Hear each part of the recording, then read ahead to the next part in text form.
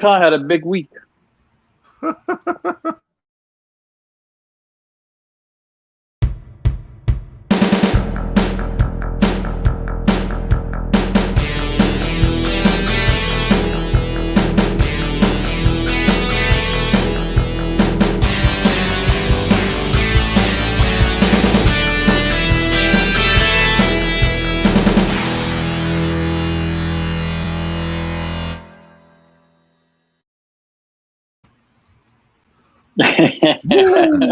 That's some I know that video. Yeah. I know that video. Hola, amigos, and welcome to Shark Chomp Out Mania. Dum dum dum dum dum dum. I'm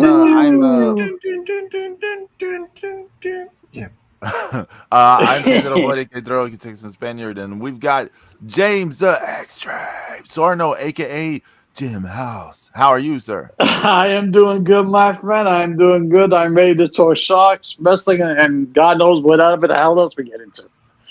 Let's do it.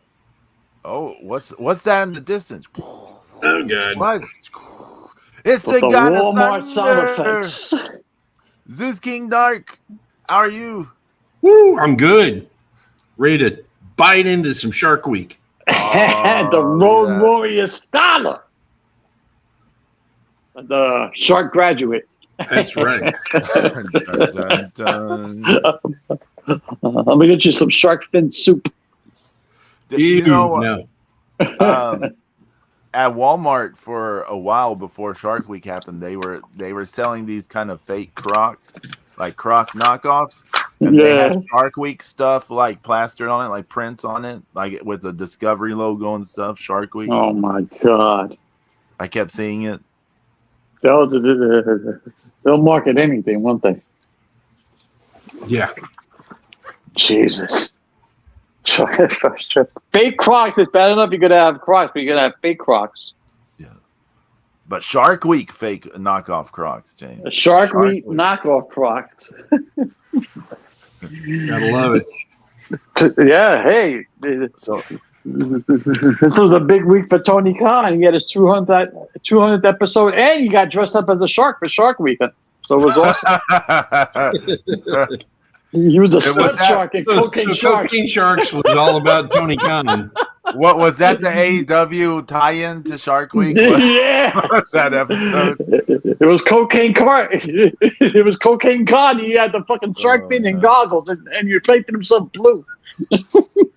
That Cocaine Shark special. That was such a load of bullshit. I was laughing through the whole thing. All right, but Stephanie was watching it with me. We were making fun of it constantly. I mean, so we did have a good time, but it was. I mean, they were just saying, James, you saw it, so you know they were saying just ridiculous, stupid shit. Like, sharks are swimming in circle. This could be because of cocaine. I think what happened was that they were trying to make like a mockumentary off of but I think, but it came off wrong. I wish that was the case, James. I don't think that was the case. I was trying to give him the benefit of the doubt, but I was like, wow, this is really bad. Zeus, they had a sandbar shark swimming around the wreckage of some old ship, right? Oh yeah. And they're like, oh, the guy had a real annoying voice. He's like, oh, it's swimming around this thing. It could be because of cocaine. Yeah. Right. It's like, so you mean fish don't just naturally swim around structure in the water? It's because of cocaine. Yeah. And they're like, oh, the circular motion. This could be because of cocaine. I'm like, we haven't watched decades of sharks swimming in circular motions on this show, on this channel. I was waiting for one of the sharks to stop swimming and pull out a credit card and start chopping up lines. They use other sharks' teeth to chop it up.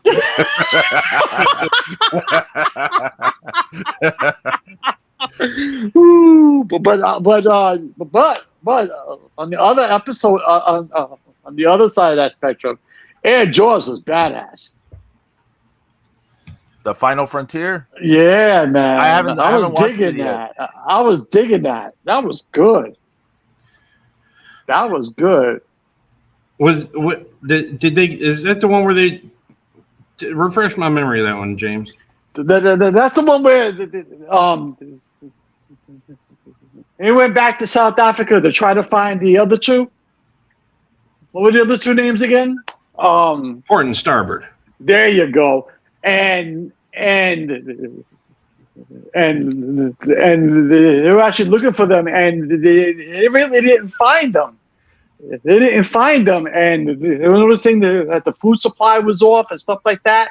And all of a sudden, out of nowhere, Air Jaws pops up and goes completely out of the water. It was amazing, and they showed it from like 6 different angles, and they showed Air Jaws ripping a seal apart. I mean, destroying one. It was like, it was good. I enjoyed it. Do I need to watch this while we're? Yeah, they had the drone camera. That's right. So you were actually looking down on the shark, just ripping his seal apart.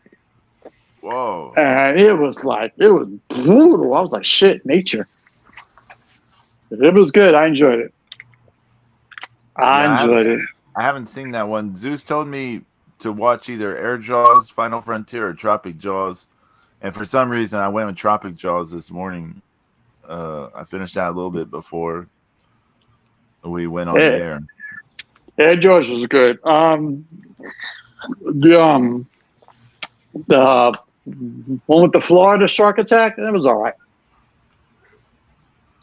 Well, hey, let's start from the start. They had the first they had was Belly of the Beast. That was good. I enjoyed that. I enjoyed that. I thought that was like I think that was like the best one actually, because that was really good.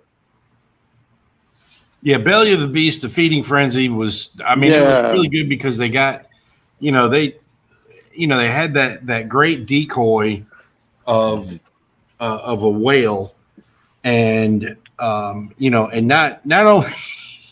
Not for nothing, Zeus, but you couldn't pay me enough money to go on that thing. No, seriously. Well, I mean, the scientist was safe in comparison to the divers that had to put the. The divers look like they were getting circled. I was like, holy shit! He was like on your left, and you're like the divers trying to find the shark with the camera on. I was like, oh man, no way. I mean, because they were like, well, it's just an 11 and a 12-foot shark in the water right now. Oh yeah, and then they disappeared. Not thinking that they disappeared because the 18-foot shark was coming up to see what was going on with this thing. Yeah. And then they're trying to, the shark's cutting them off from getting back to the boats, and then the damn blood thing goes off on the nose of the. Oh yeah, that's right. It accidentally went off, and they're like, "Oh shit!" There's blood in the water. He was going. Yeah. That was great. Yeah. God. I was like, somebody saved them. Yeah, and then they finally get back in the boat, which is inflatable. Yes, it's an inflatable boat. Like, what the fuck is that gonna do? I mean, haven't you seen enough shark movies that knows that inflatables don't work? Yeah, and then the shark grabs that line, that yellow rope on the front of it, and pulling everything. Pulling everything. Oh, man, I mean, that's crazy. Think about how much weight that was. I mean, it was a couple of 1,000 pounds at least. That goes to show you how strong these beasts are, man. They're incredibly strong. Oh my god. It's just then it let go. Thank God, because I mean, I thought the thing was going to dive down. It could have flooded that. It could have flooded that boat. It could have burst one of the pontoons or the inflatable. What would have happened if he didn't let go? Eventually, the shark's teeth are going to cut that rope. Yeah. Yeah. That's true. So. Eventually. They could be drowned and dead by then, but eventually. Yeah. There's footage they showed from another special during that one. I don't know what the other special was, but when they were talking about what the well decoy, it had that glass thing at the bottom. Yeah, they were talking about the thing it was made of. They were showing footage from some other special from another year where this great white shark just smashes this thing with the person inside. And I was like, I want to know what special that was because I got to see that shit. That looked fucking nuts. Yeah, that guy that made that box. Yeah, he was in that box. Yeah. There you go. I was like, I want to see this. Okay, so that brings me to a point about making things out of Lexan, because its strength is all dependent on it being a single sheet, right? Mm-hmm.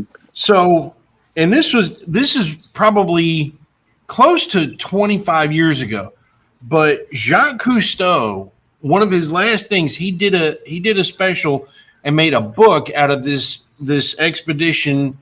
And they did a TV special too, I believe, on National Geographic, of them going to study great white sharks.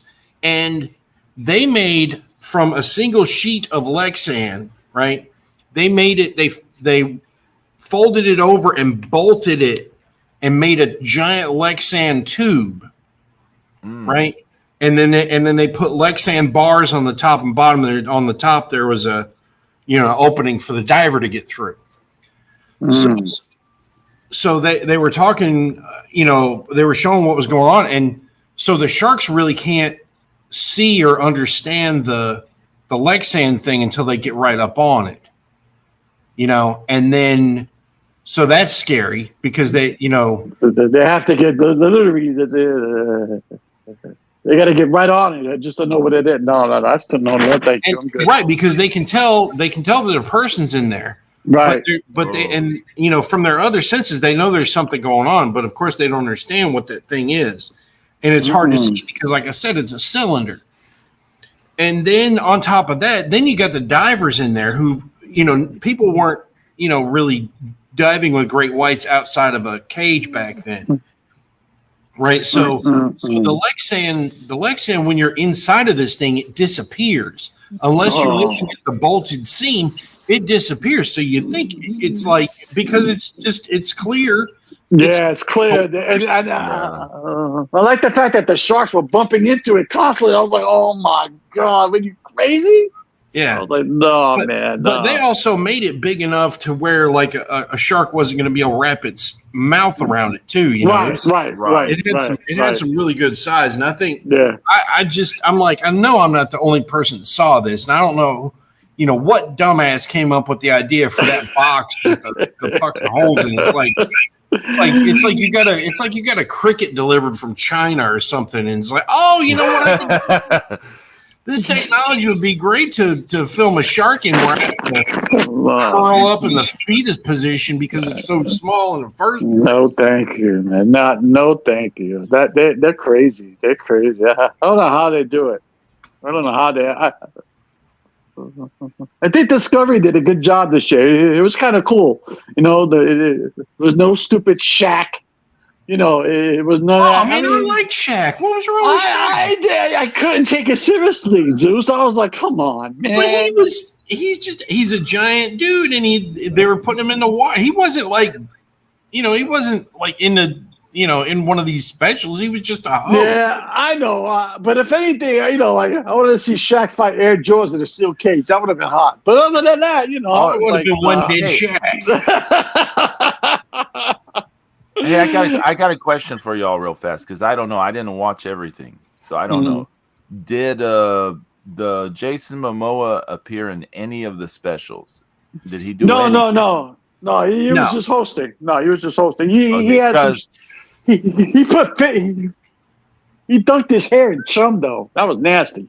That was nasty. That's like real chum, like real fish head and guts. Yeah, that's disgusting. Yeah. He dunked his shit right on it. I was like, oh, you nasty bastard.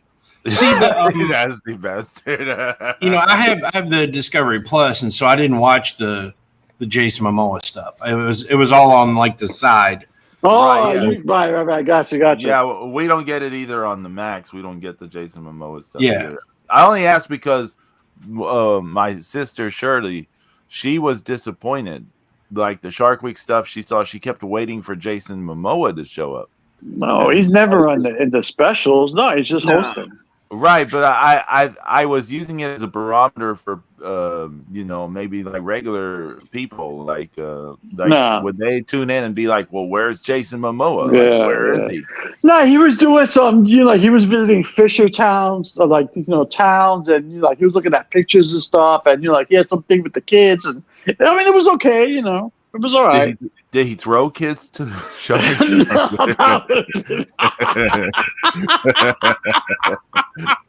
Don't worry, I can communicate with them. They won't need you. Catch. It was like no. I like the one with the Makos too. They had a few Mako ones. They did several Mako shows. What was the one with the Makos I like? Shit, I forgot the name. Let me run through them. There's Mako Mania Battle for California. I think that was it. There's Monster Mako Fresh Blood. Then there's also Dawn of the Monster Mako. I think it was Monster Mako Fresh Blood. I only saw Mako Mania of the Mako one. I think that's the one where they were down in that giant apparatus, right? Yeah, they made that thing they called the Matrix. Yeah. Or whatever the fuck name they gave the thing. So I mean they sent free divers down and they had a pocket of air inside that dome for them to Right. Yeah. And they only had an hour before carbon dioxide poisoning set in. So it was pretty interesting. I think that the idea was to keep the scuba noise down, but it's like there were people filming them, so there were still divers down there. Yeah, I felt bad for the divers filming. It was like they're all exposed. Right, they're exposed. I mean, all you got to do, all it takes is one star. All it takes is one star prep. All it takes is like a feeding frenzy to happen, and you're fucked. Right. But I mean, So, I mean, and plus, those Makos can be, quite aggressive. Yeah, man. They're no joke. Yeah. I really I don't like their teeth, man. Their teeth is brutal, man. Oh, yeah. Rip your shit apart. And I mean, the fact that they were talking about how, they're getting larger and they're starting to go after, pinnipeds, seals and things. Mm-hmm. That's pretty interesting. Because we only usually associate them as, eating fish. Did you know who dropped the ball during this Shark Week? The fucking Sci-Fi Channel. You've been saying that for a lot of years now, though. Yeah, they don't capitalize on it. Yeah, no, they would do it for a while, and then because I was looking for Sharktopus versus Werewolf, and I had to go on demand and watch all my Shark DVD. Yeah, shit. I was gonna say you gotta do it on your own now. Yeah, I was waiting. Yeah, but it's fun when you catch it organically, Yeah, but it is. It was like I was looking for it, and I got absolutely nothing. No 6-headed fucking shark with Rob Van Dam. I mean, none of that shit. I was pissed. But Rob Van Dam did show up where the cocaine sharks are.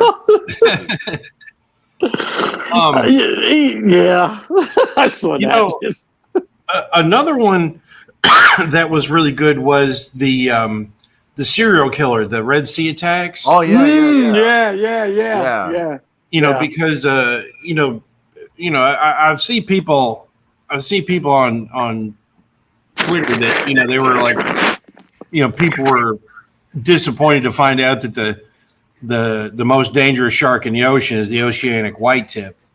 Because it's more responsible for more deaths than any other shark. It's funny how people are disappointed at that. Oh, would you rather be a fucking 25-foot great white? Sure. I mean, but that's a scary thing is that every time you see like divers that are out in the open ocean that are come up on a white tip. I mean, they're really bold. You know, that's like, can I eat you? I need to really figure this out. Can I eat you? You know, I mean, that's all they're about because, you know, when you think about how much nothing there is out in the open ocean, you know, they come up on something. They want to know if they can eat you or not. I forgot which program it was I was watching, but what was the show that had like the divers were in the water and they couldn't see like 2 feet in front of them because like it was so murky water, and he's telling them the shark, it's right there, it's right in front of you, it's right in front of you, and he goes, I can't see it, I don't see anything. And they do the overhead shot, and you see the shadow. He's like literally almost on top of the diver. I'm like, oh my god! And I still can't see him. He goes, oh yeah, I see him now. As he swims by his head, I was like, holy shit! You know, I forgot the name of that one that was, but like it was real murky water. I remember the alien sharks one. They were trying to find the 7 gill, and they end up in that like where the people are, and everything's all dirty, and there's trash everywhere. Yeah. So there was some situation by the piers and all that. Yeah, and they said they're over there literally just to avoid port and starboard. Yeah. That was funny. And here's another thing too, that you know that guy that was the lead guy on that show. I see him on the YouTube shorts a lot. But they said that when he was originally approached for doing a Shark Week show, they'd asked him if he wanted to do a thing following up more on port and starboard, and he's like, you know, the chances of us finding port and starboard, you know, it's not high. He's like, I think it would be kind of fruitless. And well, there they were, you know, swimming off the side of their boat. You know, it's really funny too. It's like, it's like, that's what you get for saying that. What was the guy's name, Zeus? He was in a few of the shows. He had the missing leg and the missing arm. Oh, what was that guy's name? He used to be on there all the time. Yeah, that guy's got like 17 different appendages, man. He was putting on. He had like a regular hand, then he had a hog, and then he had a claw, and then he had a shovel. He had interchangeable hair. Like, this guy can find a shark all by himself. I mean, this guy had all kinds of interchangeable parts. I'm like, he's ready this time. He goes, listen, man, because Paul de Gelder. That's his name. That's his name. Yes. That guy, because he lost a leg and an arm, right? And, I believe so, yeah. Yeah, and he still goes diving with them. You're crazy. That guy's like, shit, man, next time could be your head, bro. Well, you know, that one guy, I haven't seen. You remember that guy that got bitten? Well, he was with Nigel Marvin in the water, and they were feeding bull sharks in like chest deep water. Jesus. Yeah. See, so the week that Nigel Marvin hosted it, that last time that when this thing occurred, they didn't show that night. They didn't show that entire night because he was spending it with that dude, that scientist who was like, I'm so comfortable with bull sharks. All I have to do is lower my heart rate, and they won't attack me. Yeah. I was like that. But there bullshit. They were feeding bull sharks in the water, and then that, he bit the back of his leg off, back of his calf off, like it was a drumstick. Would you like some sauce with that? Right, and then was so much more disgusting. It's like, he lifted his leg up out of the water, so and it looked like the bite marks. It looked like it melted. It looked like the flesh melted because those bull shark teeth are so sharp and small, and he looked like a leftover drummy after it all healed up too, man. I never saw him do any more shark specials. I thought he did. Maybe he did, but I haven't seen. No, you're right. I'm thinking about the other guy James was talking about who lost the leg and was always getting back in the water and stuff. Well, yeah, no, that guy was on like 3 different. He was on 3 different shows in Shark Week this week, this year. Yeah. Was the other guy that Zeus was talking about? The other guy Zeus talking about. I haven't seen him at all. Yeah. I haven't seen him. The Jaws versus the Meg special they had. The overall is nothing special, but the footage from when they're making the great white go through these like different tests, like a speed test, an agility test. So put aside the malarkey pseudoscience they're trying to do in it or whatever, right? Because a lot of it was just kind of silly BS, but the footage of the tests were really cool. even if the gist of the whole thing was kind of dumb, the footage was really cool in that one. Yeah,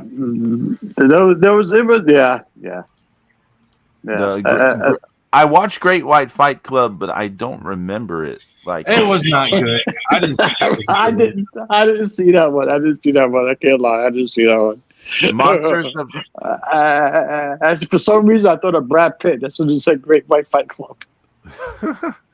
The Monsters of the Bermuda Triangle. I think I liked that one, but I don't remember too much either.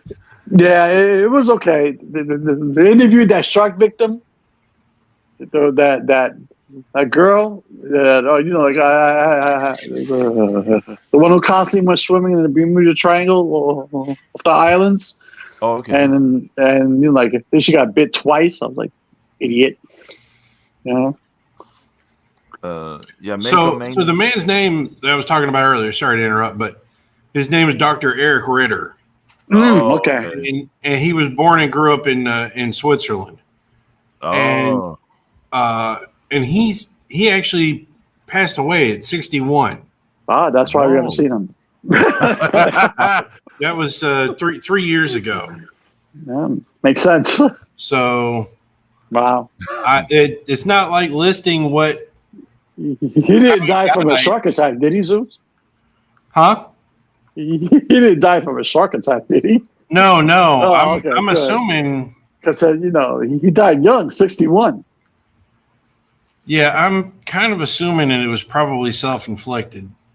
Oh, gotcha. Oh. Brutal. So he threw himself into the sharks. That's Damn. Damn. I'm sorry.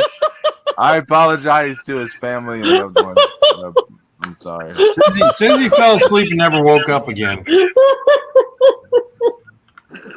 I apologize to his family. Oh, why did Mark Mania get canceled? Huh? Pedro's an asshole.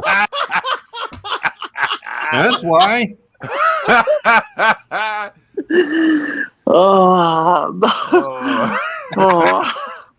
Jesus.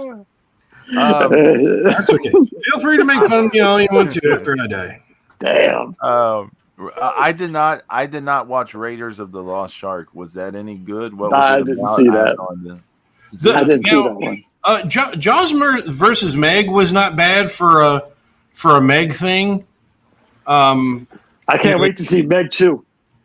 Yeah, it's getting in even worse reviews than ever before. I don't care if it's got 0 stars. I know. I want to see it too.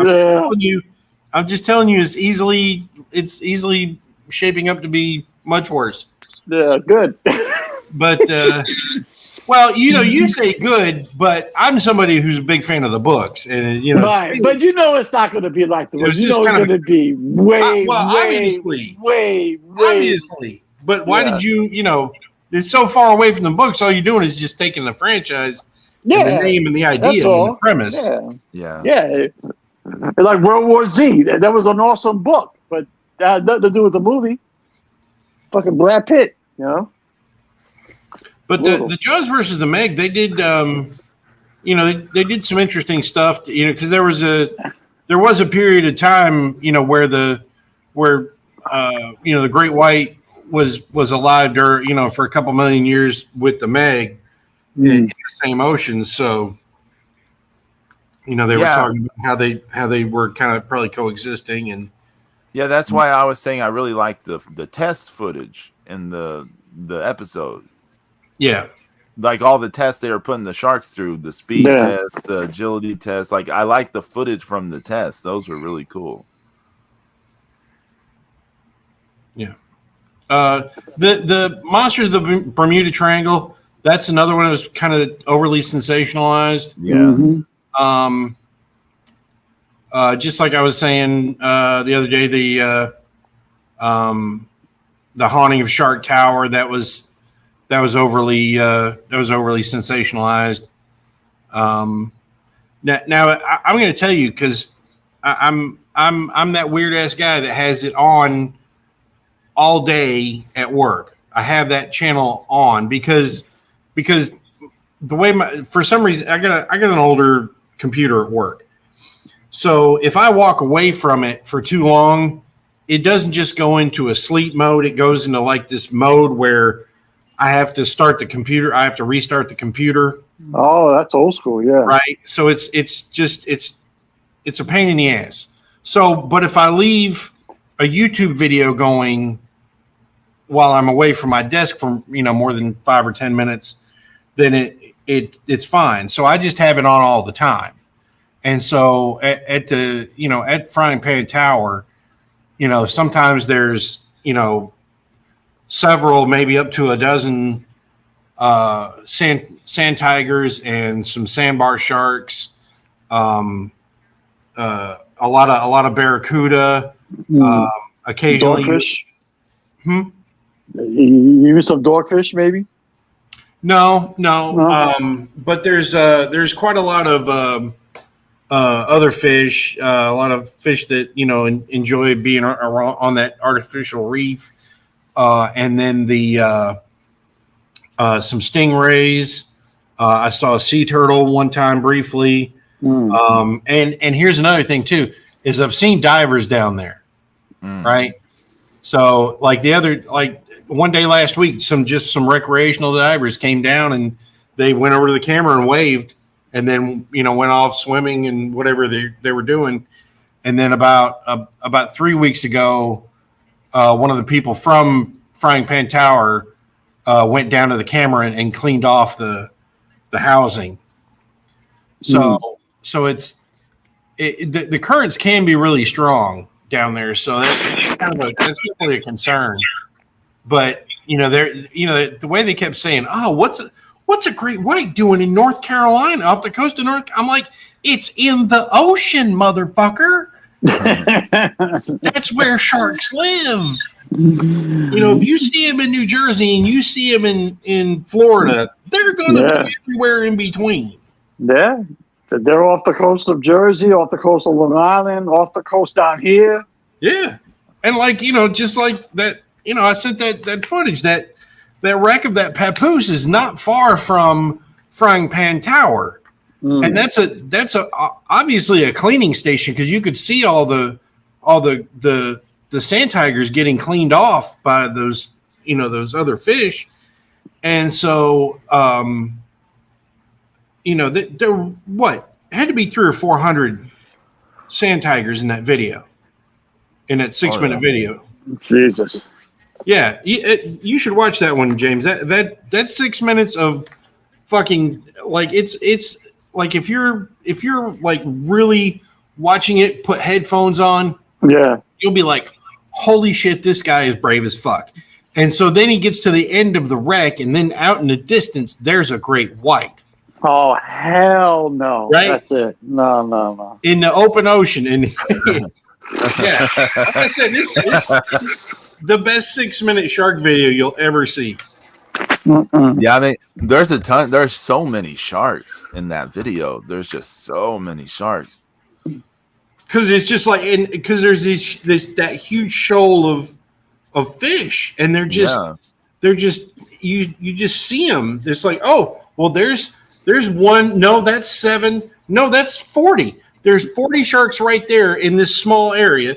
And then you realize, no, that's like 100 sharks. No, that's more than that. It's just like, there's so many of them. And you fucking with tiger sharks too. Tiger sharks will eat anything. It's like get the hell away from them. Yeah, no, Right, but no, this no. is these are sand tigers. Oh, okay, all right. Sand tigers, all right. Sand tigers, they also call them ragged tooth, but they don't. Yeah, they don't. There's not been a recorded attack. Mm. Oh, and the hammerhead stuff that they had this year too. There was some good hammerhead stuff. Yeah, I was gonna say the monster hammerheads, Killer Instinct.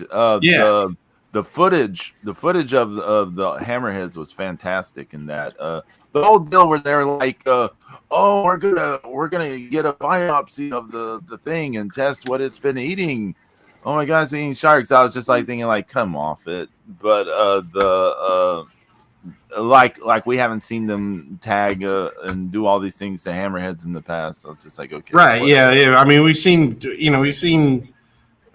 bull sharks get tagged and things. Well, I mean, they're making it seem like, oh, if we can get close enough and tag this, it's going to do so much for science. I'm just like thinking, fuck off, like, yeah, like come off it. But anyways, it's but not, the footage. it's not like, I mean, the it's not like people have never interacted with these sharks before. Yeah, I mean, if I put my brain into some of this stuff, I'm just losing my mind, right? Because some of the things they say, you're just like who with a rational mind is listening to this and going like, you would just be like yelling at the TV. Are you guys listening to what you're saying? Like this, like you just expect people to just believe anything you're saying. But I mean, a lot of people do just kind of believe anything they see on television. So it's just one of those things. But put that, I have to put that aside because the footage is so great this year. Like, it seems like the more HD everything gets, like even better the footage gets, and it's just like mind blowing the footage we're getting. I mean, I mean, not for nothing, but the guys that do this are dedicated to their craft, and they're amazing because, as I said earlier, you have to pay me a shitload of money to get into a fucking fake dead whale carcass to fucking watch a shark. I'm good.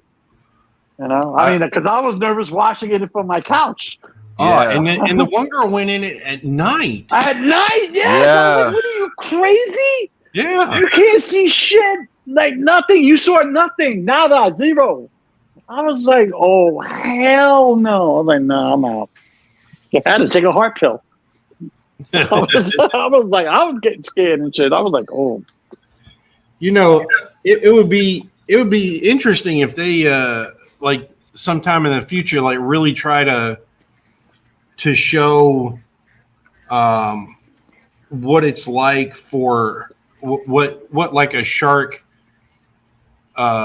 sees and kind of feels, because they've dissected enough eyeballs, yeah, kind of understand that. But it's like, what's it, kind of like put us inside the shark, and show us how the shark sees out of both eyes, and like where, like what else, like what the what the lateral line is telling them, at the same time, what's, what kind of, how small of a bioelectric field has to cross that the ampullae of Lorenzini for that to trigger, and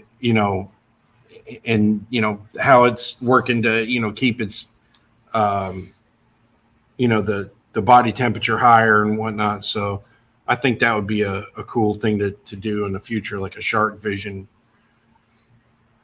show. Mm-mm. But that would be interesting, because you'll be able to actually see what it's like from a shark's perspective, Right. Yeah, I think that would be pretty cool, because I think there's so much. I just don't want to see nobody inside a dead great white try to pull that shit off like they did before with the fucking whale.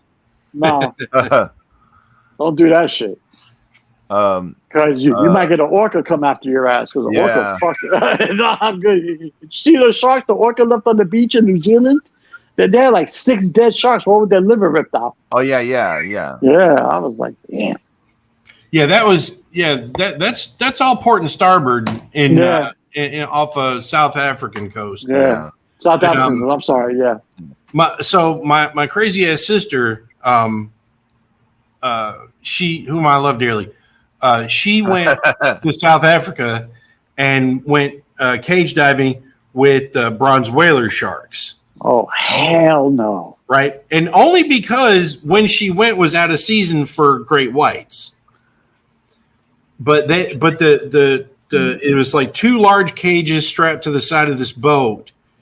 And there's like, I don't know, I can't remember how many people in each cage, but like 4 people in each cage. And she said there was actually a couple of scientists that were there. They were interested in the behavior of port and starboard, and they said there was a concern, which I think is silly, but there was a concern that somehow their behavior might be, somehow man had a hand in that. And I'm like, no, they've been studied eating 7-gill sharks for a long time. And these two just figured out, okay, bigger shark, bigger liver, bigger meal, Yeah. I mean, because that's just the thing is like, port and starboard, they're a pair. They're not part of a pod. They just, they look out for each other.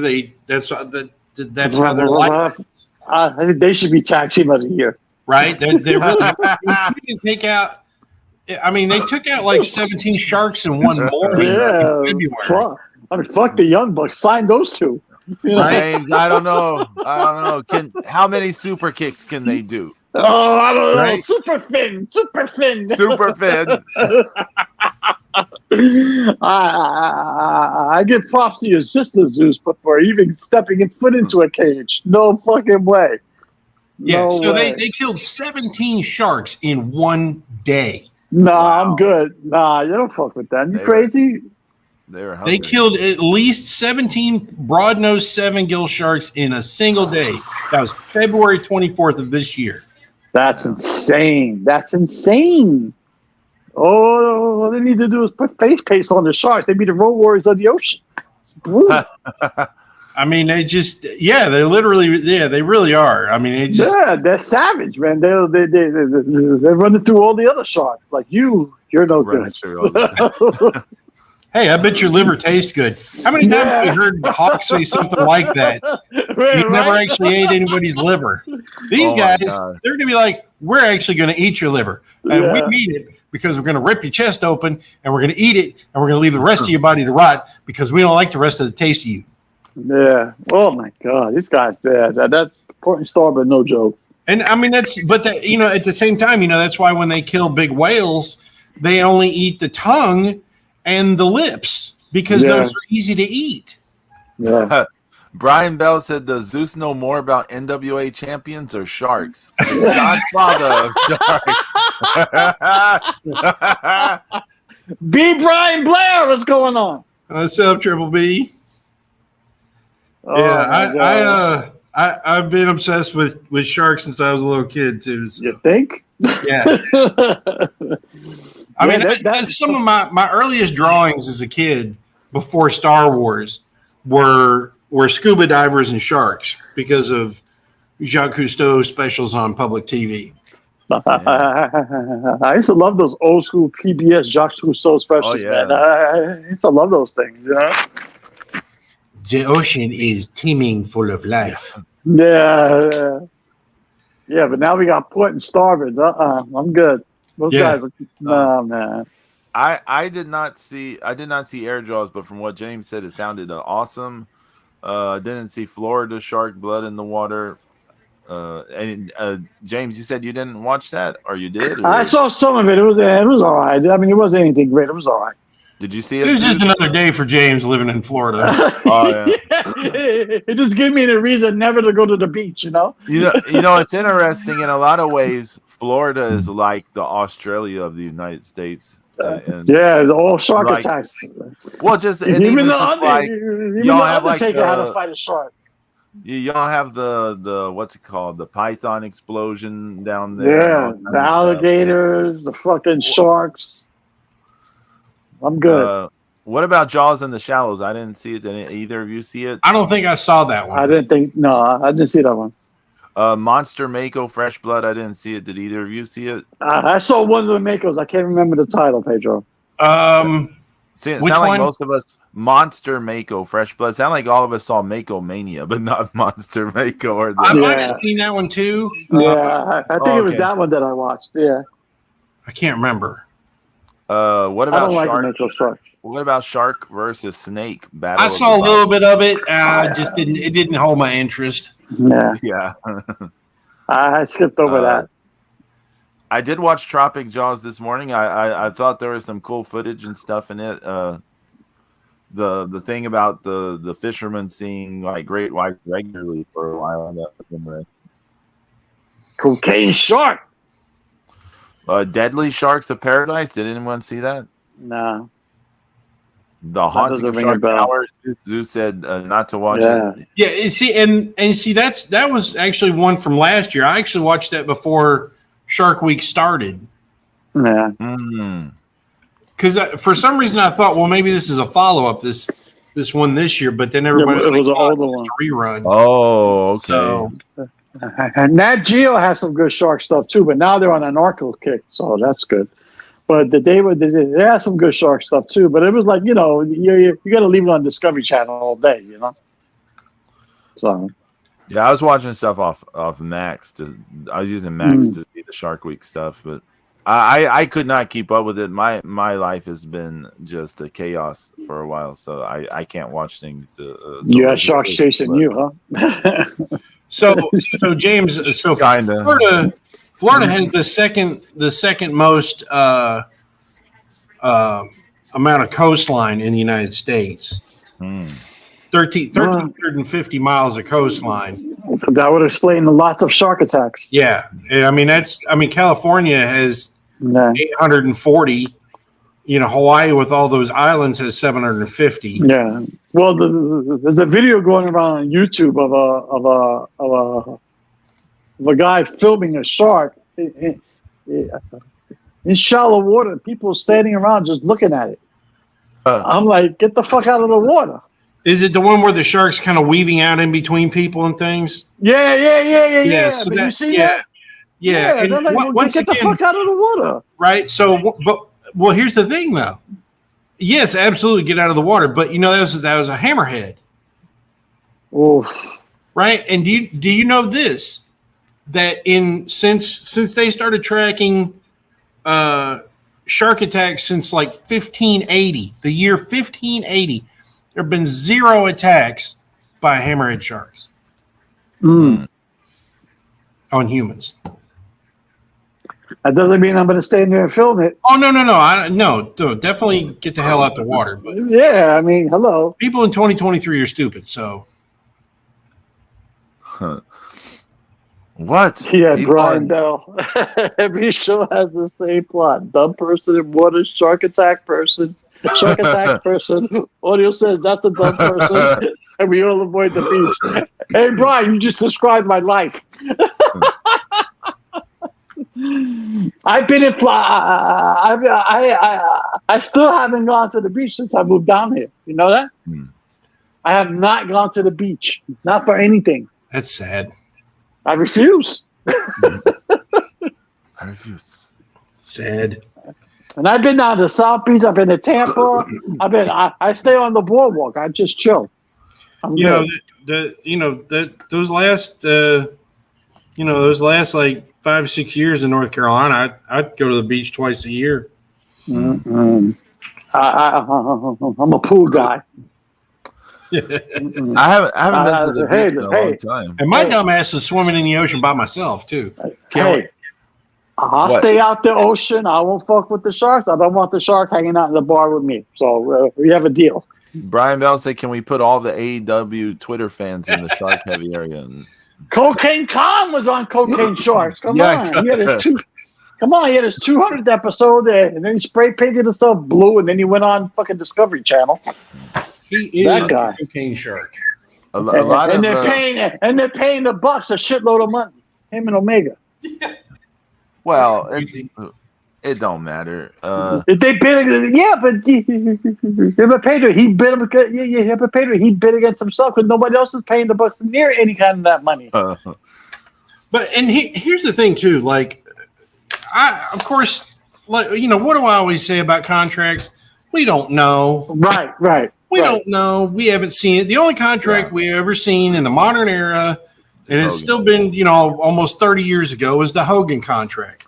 Right. And I did find out. So that one entertainment lawyer, Barry Easton, right? Yeah, he's the same guy. He's the same guy that got Hall and Nash their contracts.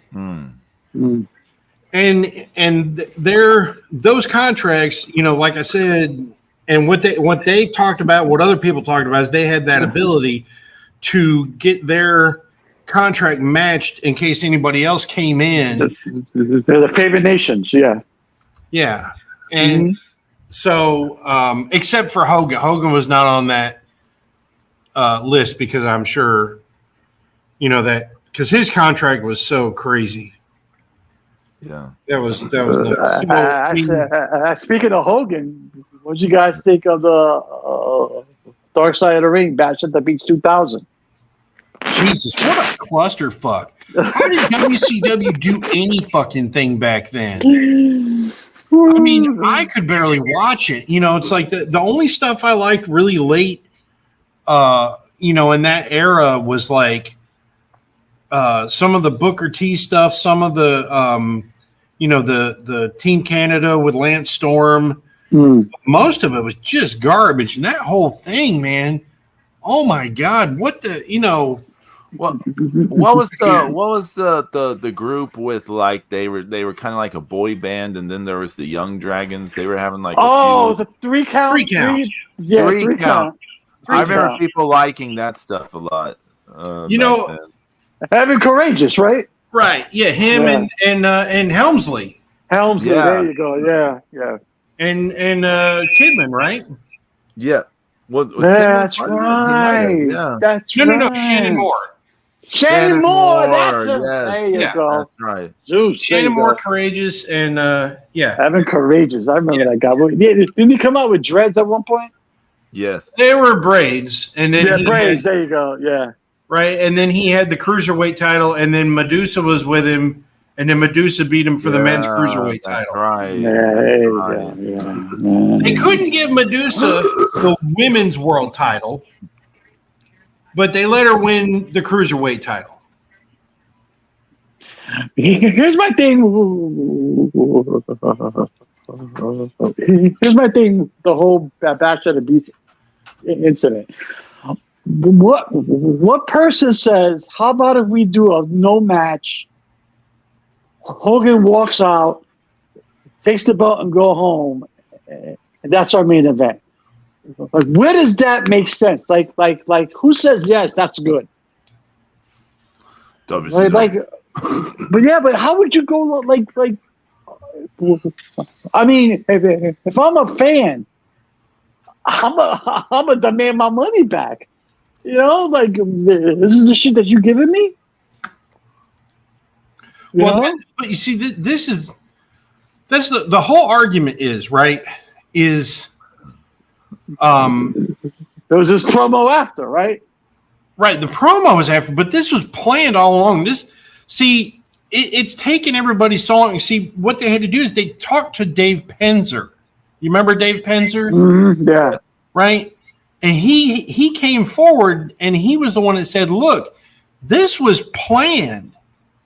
Hogan might not have known it, but Booker T knew he was going to win the belt that night, because the Goldberg versus Kevin Nash was after Hogan versus Jarrett. Right.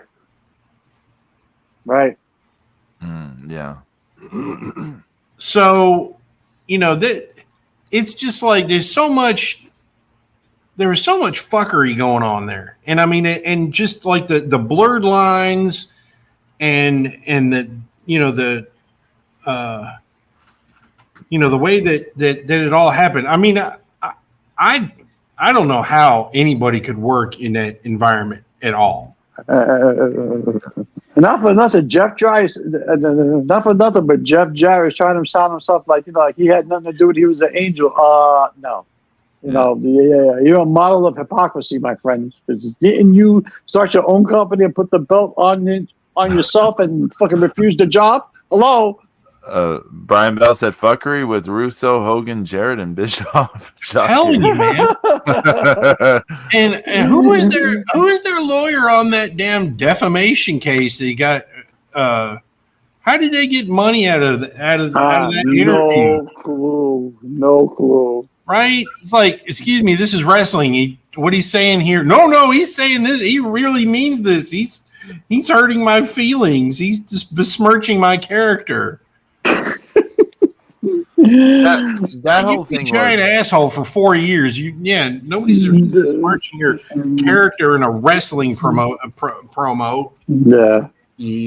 The whole thing was dumb. I remember when it happened. I mean, we were all just like, "What is this stupid bullshit?" Yeah, that's what I'm saying. WCW was in such a bad place at that point. We were just like, "Oh, it's getting worse." Like, I mean, I don't know what was worse, that or when goddamn Russo booked himself to be champ.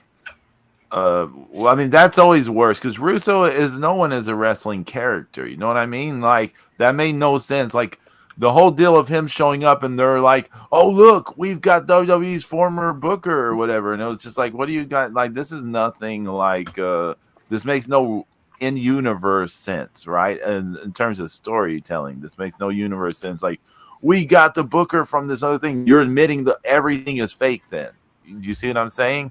You're admitting the entire premise of all of this is fake. Now, put aside that we know it's not, that it's booked and this, whatever. You still want to get lost in the universe that you're being presented, right? Mm-hmm. And now they've shattered it. I mean, further. I mean, because it's always been shattered already at this point, but they're shattering it even further by saying, "Look, we've got the guy who was booking the stuff in the other thing," and you're just like, "What does that mean in wrestling terms? Like, give him a different name. Say, like, he was." Didn't they call him a writer? Didn't they call him and They were the head writers of the WWF. I mean, think about that. But think about that. I mean, that's even worse, isn't it? Oh, we hired their writers. Oh, great. That's It is worse. It was terrible. I mean, it was bad. I don't like any of the work shoot stuff through the years. I'm not saying there weren't moments that were exciting or shocking or whatever. It was the work shoot stuff is bad premise. Well, Pedro, it was like he was booking just to outdo the marks. He wasn't booking to a general wrestling audience. Right. He was trying to outmark the mark. Man, that sounds like some other promotion going on right now. Bro. Cocaine Con. The 200th episode. Yeah, the Young Bucks ain't going anywhere. Yeah, good. By the way, don't want them anywhere else. Zeus, earlier when you were talking about contract, the first time you said contracts and you stressed the con, I was like, is he referencing? For a moment, I was like, he's making a Tony Khan reference. It was more like a con job. Yeah. So what? They're being paid for their EVP duties. They're booking and for in-ring or all together is their salary, right? That's how I read it. Something like that. Who knows? Who cares? Because, I mean, it was my understanding, back when Cody decided to leave, that, it's like that Tony took all the booking away from everybody. Yeah, that was my understanding too. Mm. So I don't know what an EVP does in AEW. But now, Zeus, other than getting in a fight with somebody else where they have no business because they got their little feelings hurt. Okay, but look.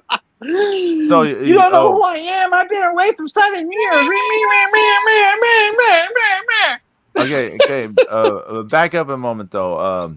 So you were saying about you understood that Tony was in charge of all the booking at some point. I have the same understanding. Everyone did, right? Yeah. But then recently, in this past week, there's this whole mess going on with Lufisto airing out these grievances with AEW and people trashing her, and she said, he said, all this stuff going back and forth, and some of that stuff I heard more than once that they're talking about Kenny Omega. They said, well, he's working with the girls all the time, like in terms of like running the women's division. And I was like, and I was a little confused because I thought Tony was in charge of all the booking stuff now. So, and we had heard early on that Omega was in charge of the women's booking when it started. So is he still in charge of the women's booking? I Or don't know. is it Daniel co-op? Bryan doing some booking now too? I heard. Well, that's on Collision, right? They say Punk and Daniel Bryan are doing some of the booking on Collision.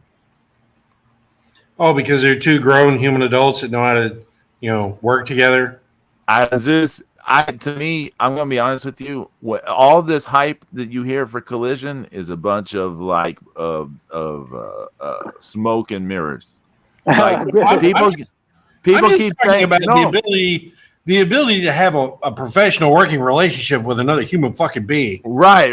But because right now in AEW, it should be Punk versus the Elite. It should have been that the moment he got back. He came back. Right. The moment he got back. You had a built-in storyline. You had a built-in storyline based on legitimate heat. But these giant children that you want to throw a whole shit ton of money at, Yeah. Jesus I mean, Christ. Well, I use the word giant children as in their personality, because I mean, even for children, they're not that big. Hey, look at this. Look at this. In the WWF and the WWE, Bret Hart and Shawn Michaels have all these issues. They're still fighting and they're still wrestling in the ring against each other, right? They're still like even when they have a physical altercation, they're still getting in the ring and they're doing business, right? Right. Yeah. Charlotte and Becky had that whole BS thing that happened, right? And they still got in the ring just within a month or two of it happening, and they're doing business, right? Edge and Matt Hardy. Yeah, Edge and Matt Hardy. Yeah. You doesn't get more real than Matt Hardy doing these insane it wasn't social media, but internet posts, almost like he wants to murder Edge and Lita at the time. It doesn't get more real than that whole thing, and then they still come together. As soon as Matt Hardy's back, he's doing a program with Edge and Lita. They're doing business, and they did an entire program over that. They were doing house show groups, the same match. So come on. And so, like the moment CM Punk was clear to be back, it should have been him and the Elite. It makes complete sense. It should have been the longer they take to finally do that, like the longer it takes for them Nobody to be like, cares. okay, let's put this aside and do this. It's not going to have the impact it would have had at that immediate moment. Nobody's going to care. CM Punk comes back, him and the Elite do something immediately. Everyone wants to at least see it. Like even we would probably want to at least know what is going on, right? Right. Because it's interesting or whatever. But I would have had it. I would have had a CM Punk's first night back. He's doing an interview in the middle of the ring, and fucking the Elite come out and jump him and beat the shit out of him. But that's how you start it off. And they have Cody's dog bite him. And then have Punk take revenge on each member of the Elite separately. Nick Jackson, Matt Jackson, Omega, etc., etc. That's how they should have did. He beats up one of the Bucks twice. Look, the Bucks don't have first names.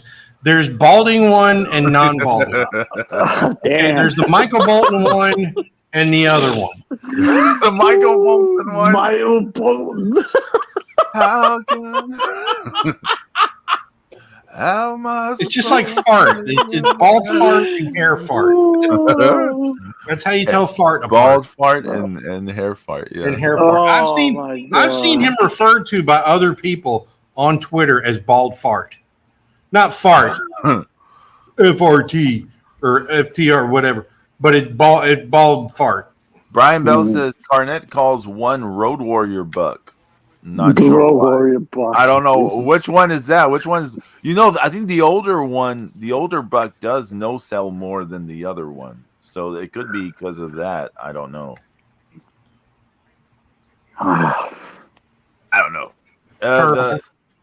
James, you mentioned the episode 200 of Dynamite. The thing that surprised me with that was the title change, the women's title, because it just seemed to come out of nowhere. They're just like, oh, let's just have this title change out. They didn't even build up the storyline. Yeah, nothing. It just happened. It just happened. It just happened. It just like, here we go. We just got to have this moment happen just so the episode has a thing. Yeah, they had to justify the episode with a title change. You know, because there was no build up, there was no nothing. A pre-match interview, that was it, and then boom, here we go. So Brian Bell said Road Warrior Buck is because he no-sells a lot of moves like he's Hawk or Animal. Oh, okay, so I didn't know that, but that I just assumed because one of them does no-sell more than the other. Oh, Jesus. But Hawk and Animal sold. They maybe didn't sell for jobbers, but they sold for other people.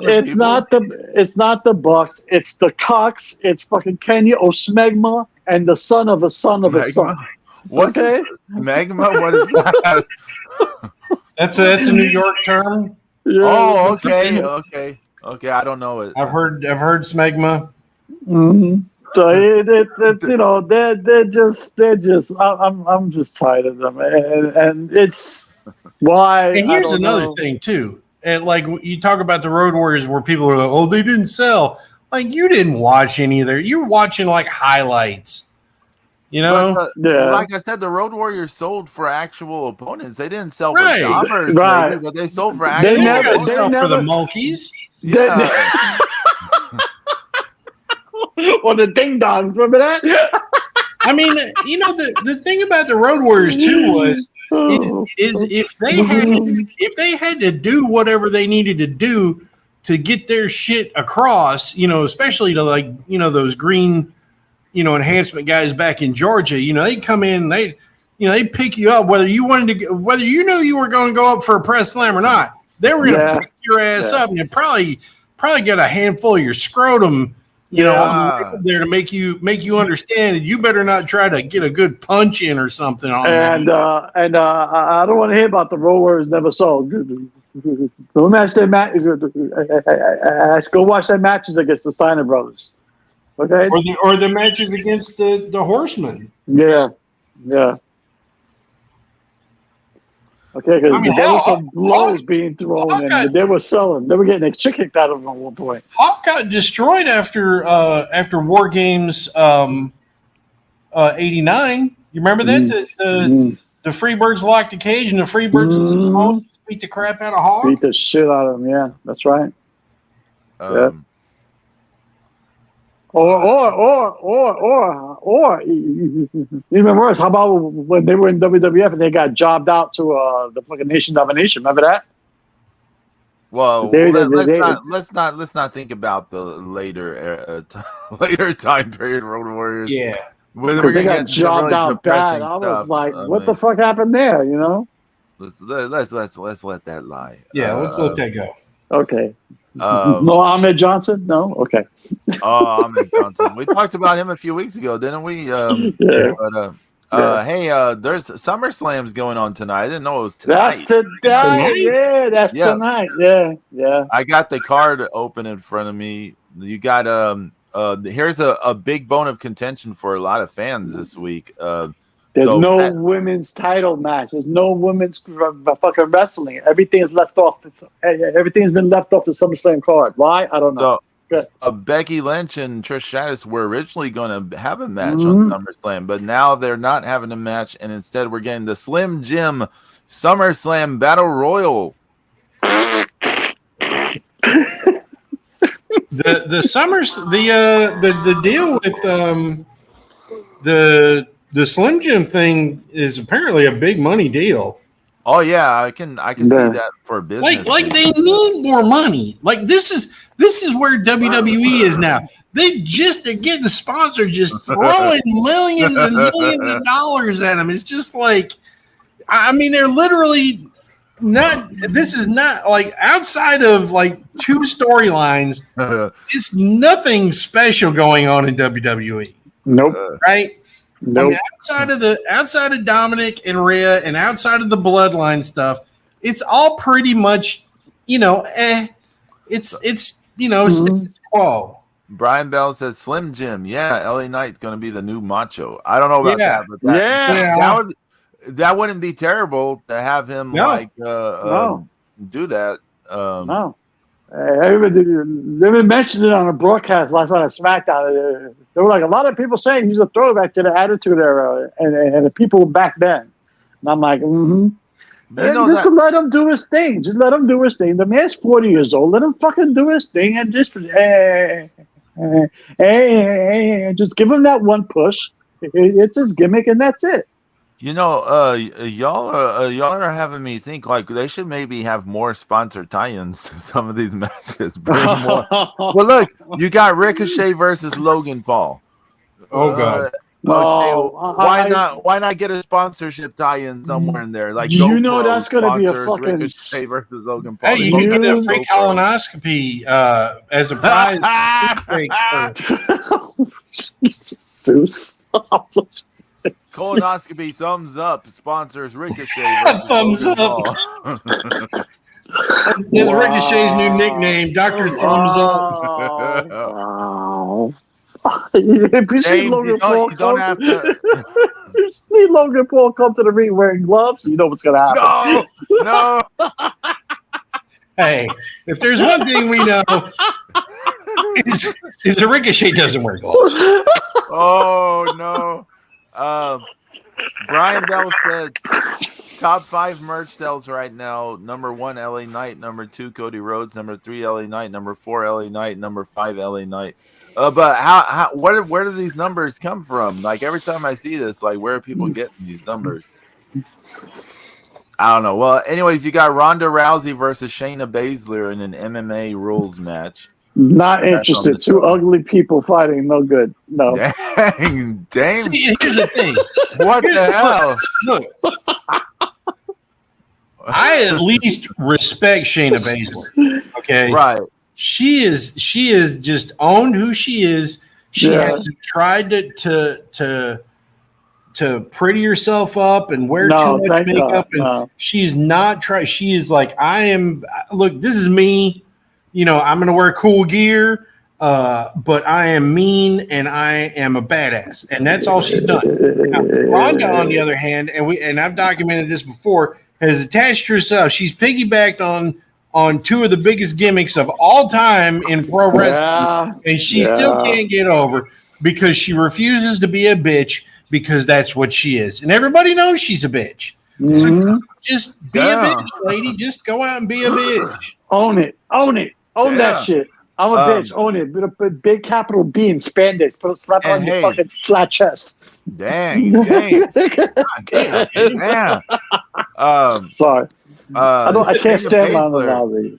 And Shayna Baszler, she did a lot of pro She was booked properly in NXT. Ever since she went up to the main roster. Before she was in the WWE universe, right? Before she's she did a lot of indie shit. Yeah, she was in Stardom. She was in this. She was in that. She did a bunch of stuff. Like she actually tried to be a wrestler. You know what I mean? Like, that match will be whatever. Gunther defends the Intercontinental title against Drew McIntyre. Oh my God! Here? Do you know who should be the corporate sponsor for this match? Who? Subway. Oh my God! I am your commander. And have a special Gunther sub.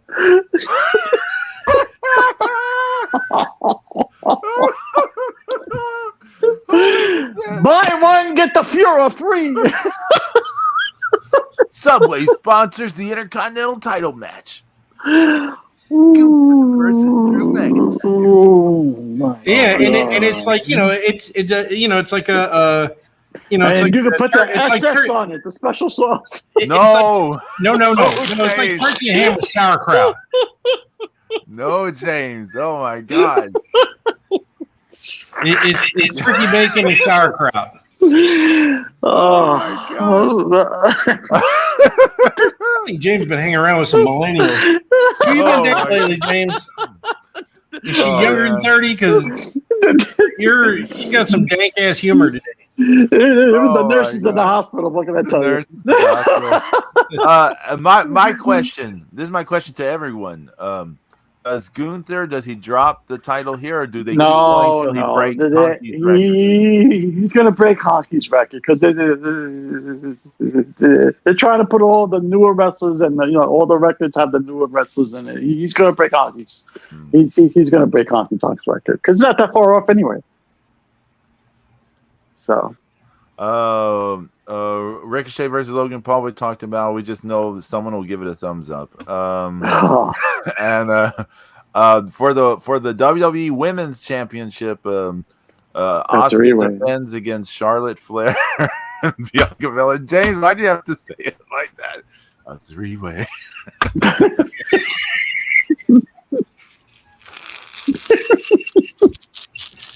You know, like the rating's gonna go way up now, Jay. What? Asuka, Charlotte, and Bianca? A 3-way. I never. Yeah, you never will either. You traveling whore. I was just gonna say, there's so many WWE fans that are just like, they're like praying, like, please not Charlotte, please not Charlotte, please not Charlotte. Yeah, she's totally gonna win because she's just like, she's always like, they always shoehorn her into something. It's like, oh, we're having a great match over here. Oh, but wait, here's Charlotte going to introduce herself into this match so she can win the title again. I'm still trying to figure out how come they took the belt off Bianca in the first place, but that's just me. Yeah, I mean, all heels. All faces have to lose eventually. Yeah, I know, but since the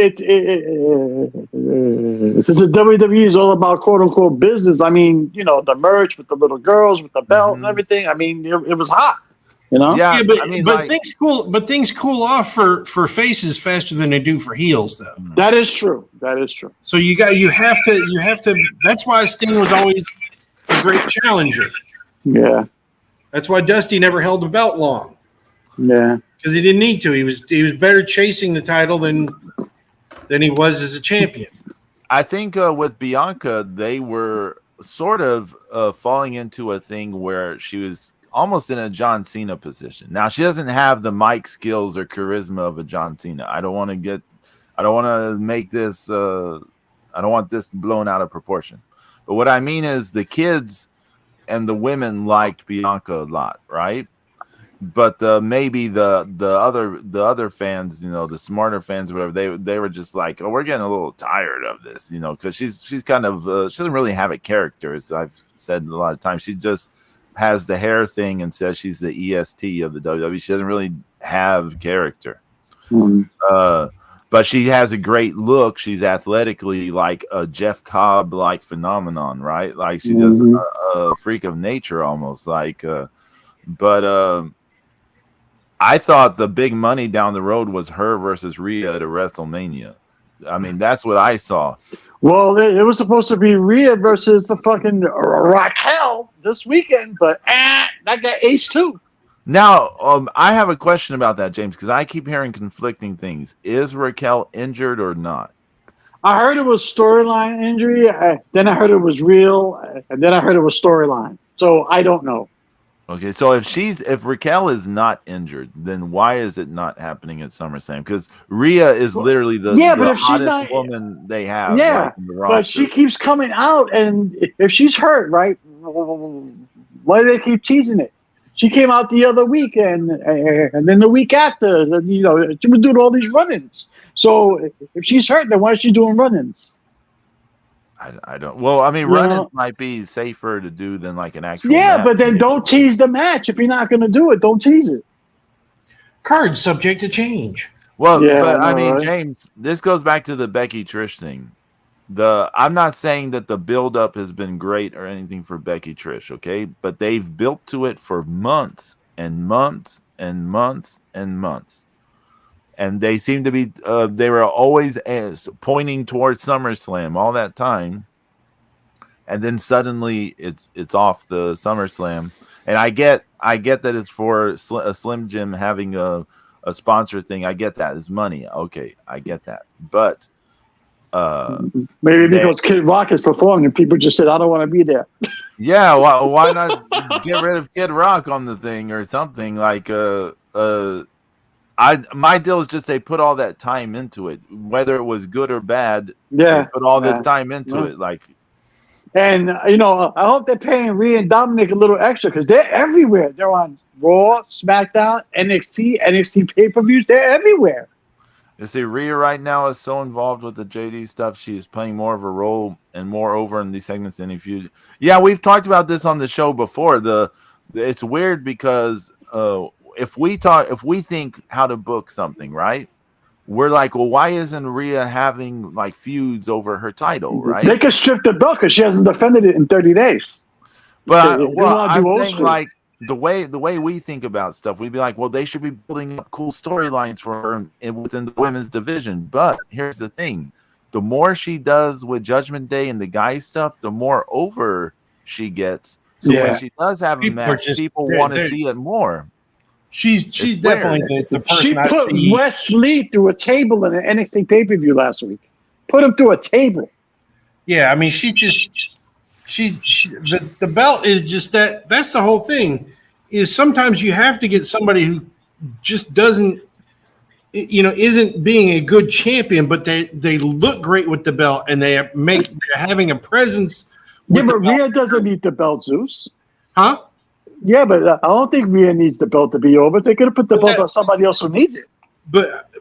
But here's another problem: is you only have so many minutes per show per week for everything, and they're obviously writing this out.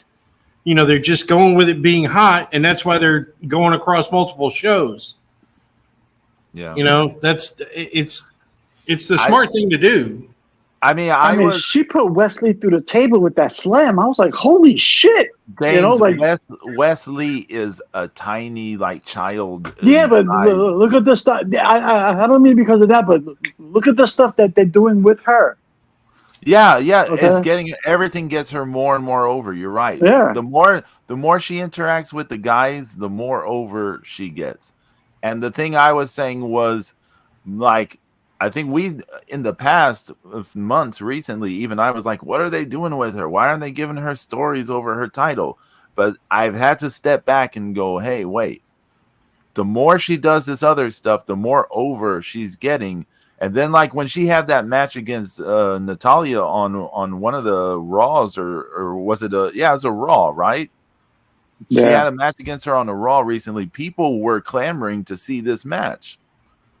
And I was like, so her staying away from the division and getting more over, messing with the guys, is making people want to see her title matches more. Like, it's not like the way we would think wrestling booking would work, right? Right. But somehow this is working. People want to see what she does. The more distance she has from the division, it doesn't make sense to me. But you know what it's like? Brian Bell said Rhea can put me through a table. Me next. but you know what it's kind of like? It's kind of like the Brock effect.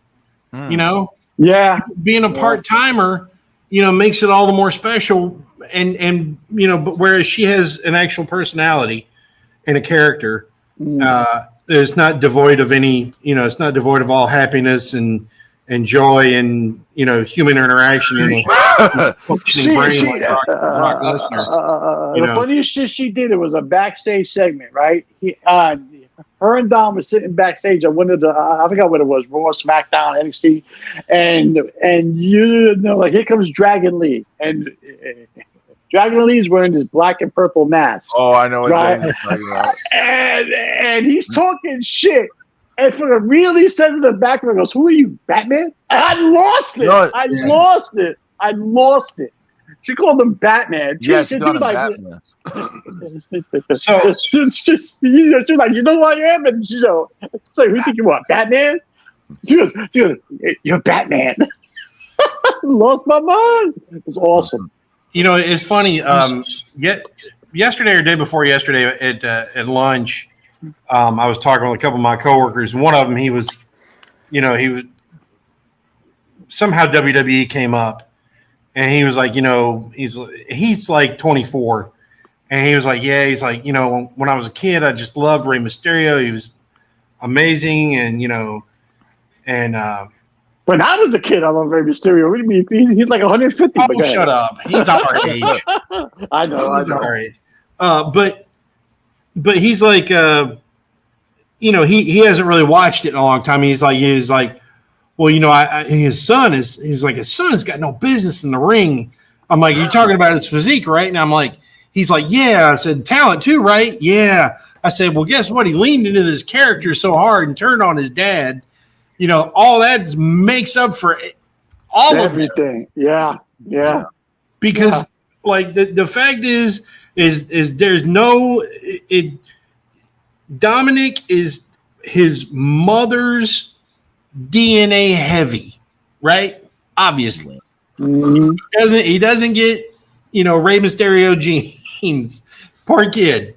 And and he is just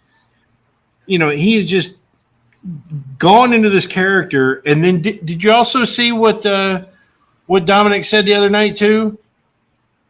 He said, people talk bad about me and how I attacked Rey Mysterio and all this stuff. And he's like, but I had to just be like my dad, in my own way. R.I.P. Eddie Guerrero. That was awesome. Yeah. I mean, he's leaned into it. You're absolutely right. This was the best thing that ever happened to him. The best thing. I think. And the heat that he gets is awesome from the crowd. He was never going to be able to follow in his dad's footsteps in terms of being this he was Dakota Kai with balls. Thing, right? Come on, Pedro. Well, Dakota Kai is I would say she's more athletic than Dominic in some ways. The only difference between Dominic and Dakota Kai was balls. That was it, And then I don't know who had him. So, I think he's made up for it with all the character work and the thing is he's just really entering into this. I mean, he is not really fully coming to his own, which is kind of weird to say because he's doing such a good job already. But he's in a few years, we're going to be like, this guy is even better at this stuff than he was when we were going nuts over it a while back or whatever. But anyways, the Rhea Ripley thing, I just wanted to come back around. It's kind of strange when she's that over that you don't have her title match on the SummerSlam card. Yeah. But maybe it's because of I think there's two potential reasons. One, maybe they want Charlotte's winning not to be overshadowed by Rhea having a match on the show as well. That's a thought, Pedro. Yeah. And then also, I think there's going to be some major drama going on when Seth Rollins defends the quote unquote world heavyweight title against Finn Balor, because they've had a whole storyline playing out within Judgment Day. Finn Balor asking Damian Priest, "Hey, don't cash in. Right. Let me." And then the other night, Damian Priest tried to cash in. Yeah. Finn Balor stopped him. Yeah.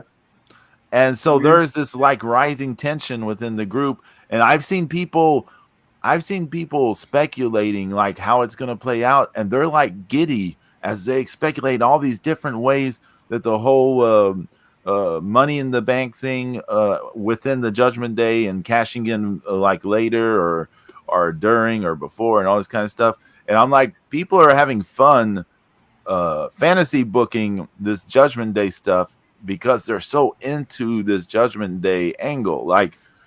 They're doing a good job with this is what I got out of it. They're making people so excited. They're doing all this fantasy booking. And another thing that's been a huge benefit to Priestley because what James, what did you call him before? Mr. Roboto? Yeah. Hello, my name is Damian Priest. My name is Damian Priest. I just slammed Keith Lee. Now I'm gonna make a ham sandwich. Yeah, the sandwich stuff. Yeah, he's benefited a lot. He's grown too. I mean, yeah, he absolutely benefited. Yeah, he has. Yeah. You know what's interesting? Yeah. In NXT, he was having a good matches or whatever, right? Mm. But doing more, say maybe physical work in the ring, but he had no personality. And then he comes to the main roster, and increasingly he's doing less physical work in the ring, but his character is coming out more. He's developing more personality. That stuff with Bad Bunny wasn't bad. And he's more over. So it's I think the whole thing about the in-ring work and stuff is everyone needs to start toning this down more, because it's almost the more of a character you are, the more of a comic book it becomes in the WWE sense, is maybe the better it is for everyone overall. I mean, because because honestly, I mean, nobody's a great wrestler anymore, right? I mean, nobody's a great wrestler. Not like the 80s, not like the 90s. No. Nobody's like that. It's all about the crap that we don't like. And so, the thing that invariably comes with too much high risk, too much complication, too much convoluted crap is botches. So the less matches they're having and more impact, they are having through, everything else. It makes a better wrestling product. And Zeus, to add to your point, all the wrestling that they are doing is on house shows, and nobody sees the mess ups or like anything else. That's your wrestling on house shows, but not on TV. It's toned down for the TV, as it should be, because it's more about character development these days. And 175 flips. People are buying, they're buying a ticket to go to the event, right? Nobody cares to go. The average ticket buyer that goes in WWE, nobody wants to see Finn Balor and Seth Rollins. Seth Rollins go to a 1 hour time limit draw. Right. And quite frankly, you can't do that at a house show. No. Because their roster is so big, you could actually split each roster in half to do house shows. Yeah. Yeah. Yeah. And the same goes for New Japan. I mean, they could be running 4 house shows at a time if they wanted to, but everybody's going to see everybody, and that's why we're stuck with five 10-man tag team matches on the next fucking G1. Fucking Yoshi-Hashi's your new fucking world heavyweight champion. Brian Bell said in response, if he wins the world title, they need to have the status of being a world title revoked. It's coming, Juice. It's coming. It's coming. It's not. I don't. In response to Zeus saying that they can't do 1 hour draws, Brian Bell said only FTR versus White and Juice. Yeah. To what Zeus is saying, I think he's. Remember a while back we were saying people were going to the WWE shows to see the next segment of the Bloodline story play out. They didn't really care about the matches. They weren't coming to see a match. They were coming to see the storyline play out. Similarly, people want to see Seth Rollins versus Finn Balor, not so much for the match. They want to get to the result and to see what plays out with the Money in the Bank storyline. Yeah, exactly. They want to see that stuff play out. And they're waiting for Judgment Day to implode. Yeah, and then Brian Bell was saying the people are watching for the male Money in the Bank cash in, but the one that may happen is the female one. They have been teasing that Io Shirai is going to cash in on whoever wins or whatever. That'd be funny. That'd be funny if all this Judgment Day shit happened at the last on the main event, and fucking here comes Io Shirai. She cashes in on Rhea. Oh no, it'd be better if she cashed in on Charlotte. Like Charlotte wins, then loses 5 minutes later. Watch him have a heart attack. They treated me like Andrade. or your dad. Oh yeah, oh your dad, yeah, right. Also on the show, Cody Rhodes versus Brock Lesnar. I'm already tired of that. I'm not interested in either, but a lot of people are into it. They for are. some reason, but They are. Cody is super popular. Yeah, he's over. I mean, So and never nothing, but Brock beat the shit out of Cody right in front of his mother, so that was kind of hot. Oh shit! Well, Yeah, I didn't see that. I didn't see that Yeah. segment, but that sounds great. Yeah. Well, we He did. need to share that with Heather with Kaiju. Oh, okay. Yeah. We do need to share that with Kayushu Queen Heather. Yes. Yeah. And then I'm assuming this is the main event. I could be wrong. It says tribal combat, whatever that means, for the Tribal combat. Ding, ding, ding, ding, ding, for the ding. undisputed WWE Universal Championship and recognition of Tribal Chief Roman Reigns Versus defends Jey against Uso, Jey yeah. Uso. It's a double main event or a triple main event. That's what they were saying, something like that. Yeah. So here's my question: do they pull the trigger here, or does it continue? I don't pull the trigger with Jey Uso. No. No. I don't Not think at so all. either. No. Like giving Jay that win and that tag match was a good move in my opinion, but it also, like, my feeling as soon as it happened was like Roman has to win the singles match now. That was my feeling. It's kind of a kiss of death when you win the non-title match. Yeah. You know? Yeah. If there was any way possible, I still would like Gunther to take the belt off Reigns. I know it's not going to happen. I know it's not going to happen, but just to fucking throw a monkey wrench into everybody's shit. You know? Brian Bell said Jay pinned Solo Sikoa clean last night. I don't know. He did. He did. SmackDown. I have no idea. He did. Well, we talked way more about SummerSlam than I thought we were. I thought we were just running down, but we were like actually getting into. So that. Well, yeah, because it's happening tonight. You know. Well, it's happening tonight. But James, there have been times these shows are happening and we talk about for maybe 5 minutes. We went into discussion about a lot of these things. Does this mean that the WWE, if nothing else, are doing a better job at building some of these key matches? Well, they have the best. They have the best storylines. I mean, the stories are driving the desire to see the match, see the event. Exactly, Zeus. Perfectly said. Yeah, it's nothing else but the stories. I mean, because remember what made some of the great storylines, when we're coming up.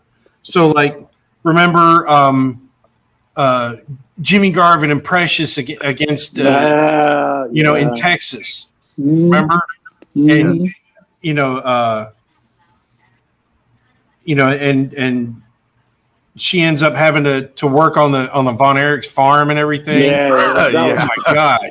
That was great. She's literally shoveling shit. Yeah, that was awesome. Those are great angles, that segment, that whole segment. And and then the stuff with like Dusty went through so much stuff, where him and Tully, like, I like when they broke Dusty's leg. Remember that? It was awesome. Oh, yeah. Man. That was awesome. And that was, and then they kept that going, and then, and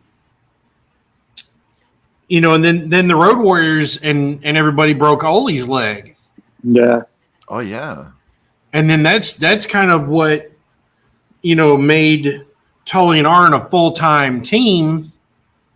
And, and then eventually, was what forced, Ole out because. How about Midnight Express versus Midnight Express? Yeah, that was them coming back out of nowhere. Mm-hmm.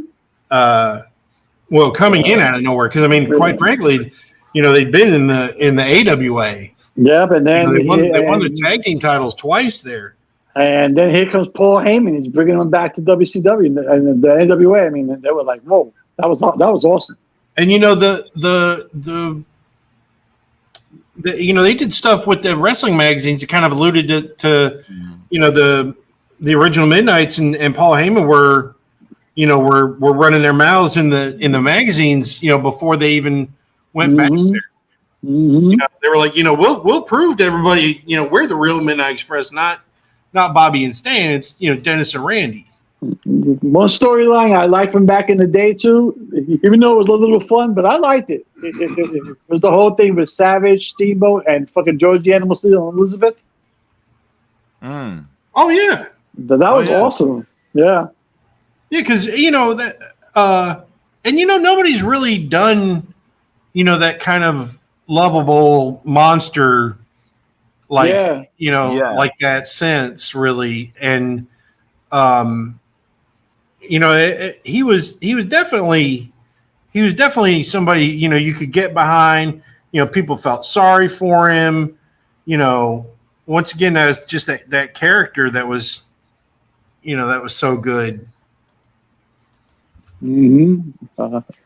I thought that was fun storytelling too. It was good stuff that driven back then. And then we had where I lived, everybody was a Hulk, like a Hulkamaniac. So I was one of the few who was a Ric Flair guy. So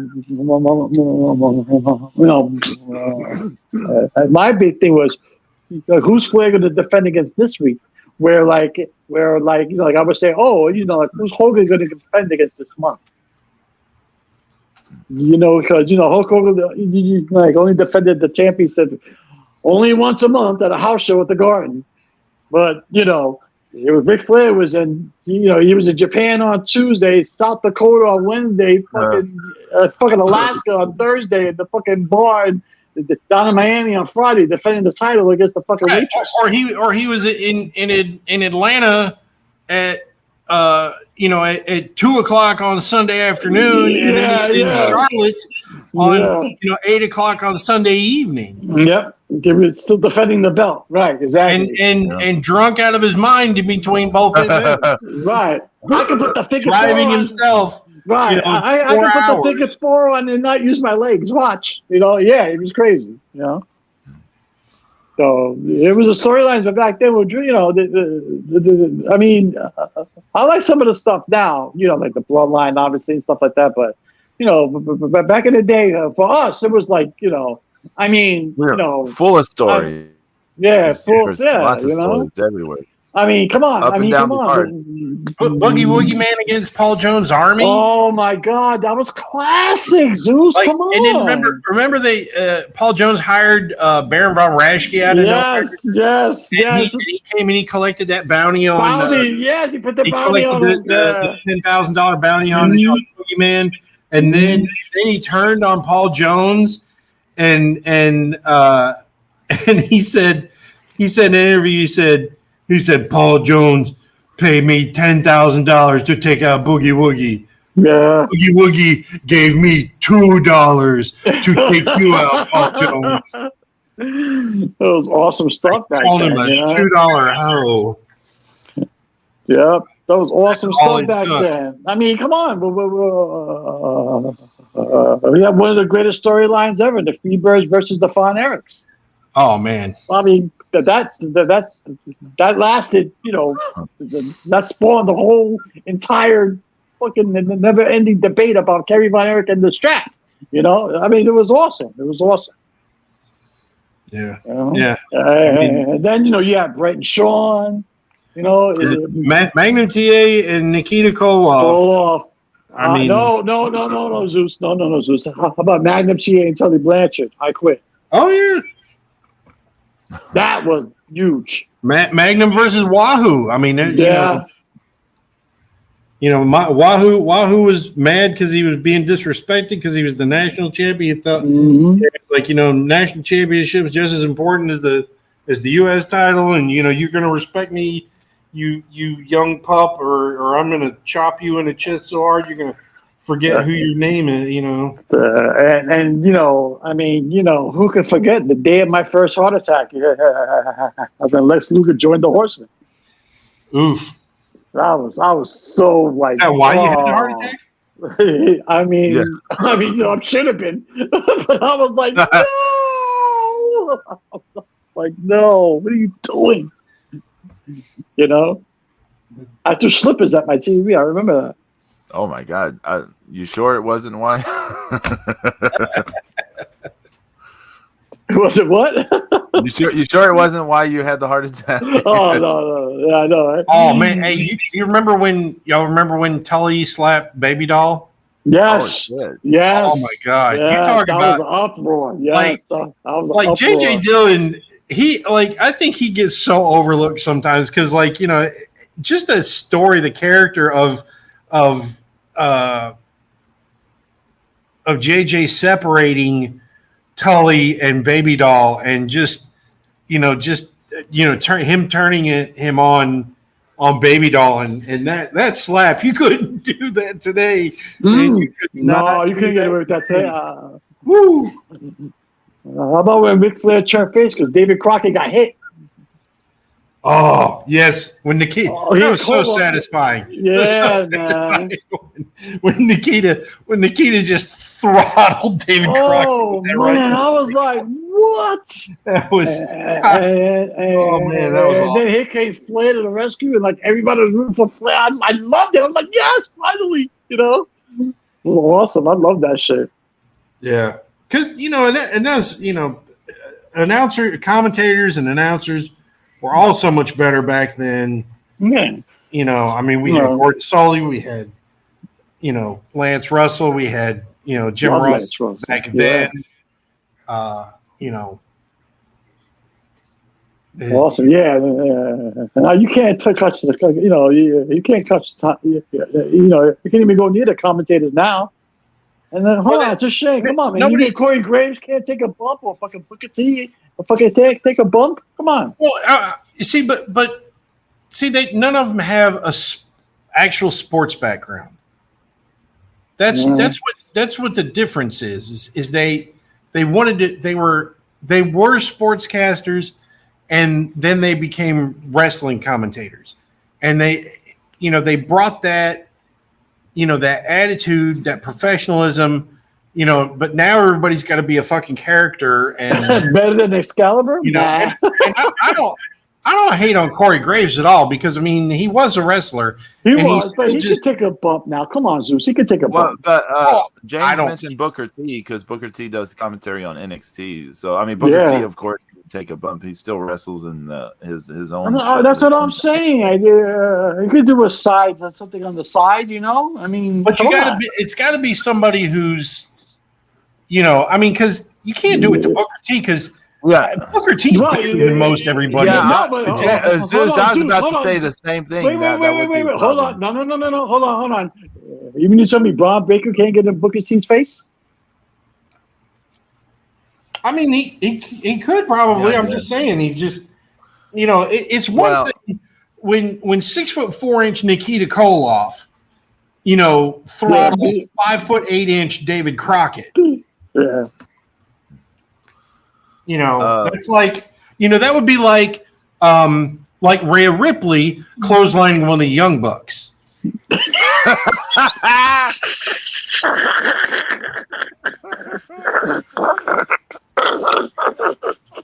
That's when you need Jim Ross on commentary. My God. The balding Young Buck is a human being. He's got a family. The bald buck just lost more hair. You pulled my hair off. He knocks the rest of the hair off. Only thing left in the ring is 9 strands of hair. And exploding shoes. Oh, with a thumbtack in it. Somebody's got to do the Young Bucks looking like Homer Simpson. Zeus, that's how you done up to you. 4 hairs on the top and the zigzag on the back.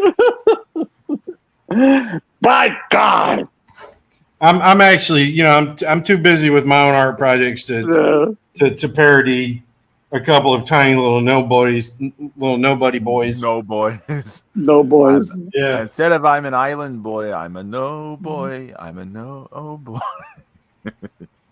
I shouldn't have a white boy. I'm one of the bucks. Nobody loves me. I feel sorry for Hangman. Punched me in my. James, why do you feel sorry for Hangman Page? Why do you feel sorry? Why? Yeah, why? I mean, I know he's getting paid now. He signed a new deal, whatever. But like, he's gonna get lost in that He thing. is so much more elevated there than he would be anywhere else.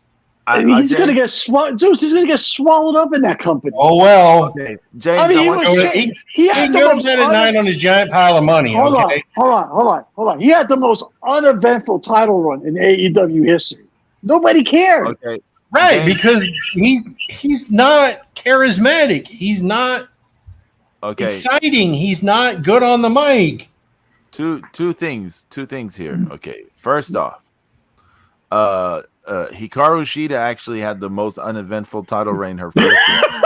Because it was during the pandemic. It was during the pandemic. That wasn't the only thing, though, James. They did nothing with her. She was in the crowd. I know. Remember how they had the wrestlers as the audience? She was in the crowd more than she was in the ring. Yeah. Okay. Maybe that's why they put the strap on her yesterday or Wednesday. Yeah, who knows? But number 2, Hangman Page is a guy who has publicly said he does not want advice or counsel or anything from the older wrestlers. He wants to do everything strictly his way. He doesn't need the veterans' advice. He's publicly said this, that he doesn't need it. He doesn't want their help. He doesn't want anything. So this is who gives a fuck if he gets lost in the shuffle or whatever? This guy, just let him choke on his own mediocrity. It's just like all these fucking people in AEW, and nobody's gotten better at a promo in the entire time they've been there. And they've all had people like Tully and Arn to work with, and Punk, and even Daniel Bryan cut a better promo than most of those. Of those morons there. Brian Bell's fantasy booking here: Hangman Page versus Jeff Jarrett, metrosexual cowboy versus Last Outlaw. That actually would be a better thing than anything else they come up with. But brought to you by Jack's Links.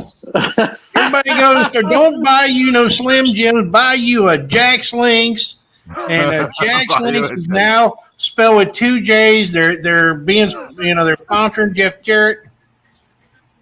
We're all happy for that. Non-alcoholic Jack. They gave us dozens of dollars. Non-alcoholic Jack Links. What are you talking about, Jake? There's an alcoholic Jack Links. No, but for Jeff Jack. Oh, it's a beef jerky, though. I know. Got to get drunk to wrestle fucking Hangman Page. Like, can you imagine it like an alcohol infused beef jerky? Like this beef jerky was Jared usually goes, I quit drinking, but I'm still eating. Yeah. Oh shit. And then Hangman's Page. Remember wasn't that his shtick for a little bit as he was walking around with a glass of whiskey?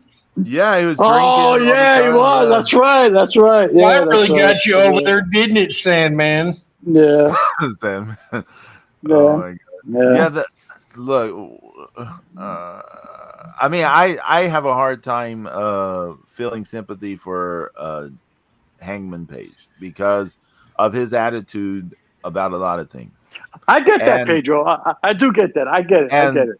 Keep in mind, he was the one who started the public beef, taking sort of shooty comments at CM Punk that led to the explosion that builds up to the brawl for all BS or whatever, right? The brawl out or whatever. That was a clusterfuck, yeah. So I mean, that whole elite group are just a bunch of weird, whatever. I was going to say weirdos, but they're just a bunch of whatever they are. They're just. It's Kenyo Smegma. I gotta look up this Smegma thing. Yeah, let's go look it up. Yeah, go look that up. Go look up Smegma. So it's just I know, and hey, but they gave us the match of the year, right? Oh God! Dang. Damn! Oh, you looked it up? I did.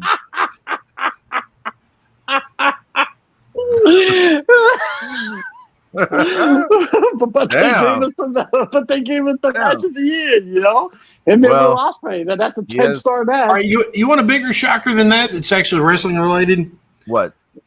Today is Stan Lane's birthday, right? Oh, guess how old Stan Lane is today? How? 70. Wow. Damn. No, really? He does not look 70. I saw him. He still looks like 3 years ago. 25 years old. Yeah. He looks like he's about 50. Yeah. He looks like he can still get in the ring, so. Yeah. Stan Lane. Wow. Happy birthday, Stan Lane. Yeah, happy birthday, Stan Lane. Fabulous Ones, Midnight Express, Heavenly Bodies. I like the Heavenly Bodies. I didn't. Fine. They weren't bad. So I was just kind of. I wanted Bobby and Stan back together, and we just didn't get Smoky Mountain. Yeah. I got you. Yeah.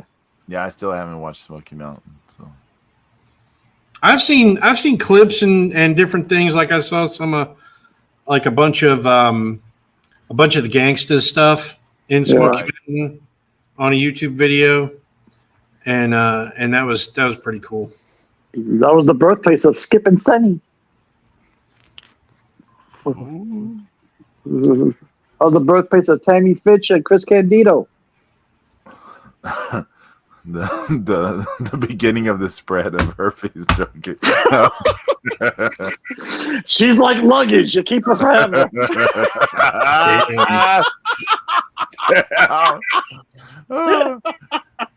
Just need one bag. Oh my god! Woo. Oh my god! She's sitting in a Florida. She's actually sitting in the Florida still. She's charged with manslaughter. Oh yeah. She's going away for a while. She had like 19 DUIs or some shit like that. Sad. Take a Uber, bitch. Damn. Anything? Anyone got anything going on that they want to plug? No, not right now. No, not right now. Okay. Yeah, Zeus. Getting closer. Getting down I can't wait for here. Zeus stuff to get good because I can't wait for it to get done. I want a deluxe, ultra, super gold foil, steel book edition, signed and numbered. Still book edition. I could probably do like a olive oil print or something. Oh, that shit would be hot. Isn't that expensive to do that? Yeah, but I can literally do that at where I work at and get. Oh, cool. I can pay my job for the paper and the olive foil. Let me know. I'll pay for a special olive oil edition. If I'm going to do it, I'll do 25 of them or something. Oh, okay, cool. That's awesome.